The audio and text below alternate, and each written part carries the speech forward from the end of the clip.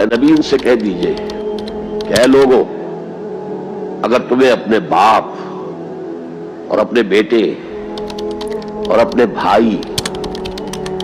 اور اپنے زوج، مرد کے لیے بیوی، بیوی کے لیے شوہر، اور اپنے رشتہ دار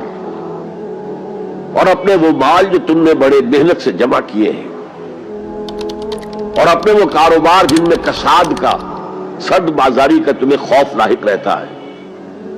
مندہ نہ ہو جائے، اور تمہارے وہ مکان جو تمہیں بہت محبوب ہیں، بہت سجایا ہے، بہت عمدہ فرنش کیا ہے، اعلیٰ ترین مکان بنایا ہے، اگر یہ 8 چیزیں زیادہ محبوب ہیں اللہ سے اور اس کے رسول سے اور اللہ کی راہ میں جہاد سے، فتربصوا، جاؤ، بیٹھے رہو، دفع ہو جاؤ، منتظر رہو،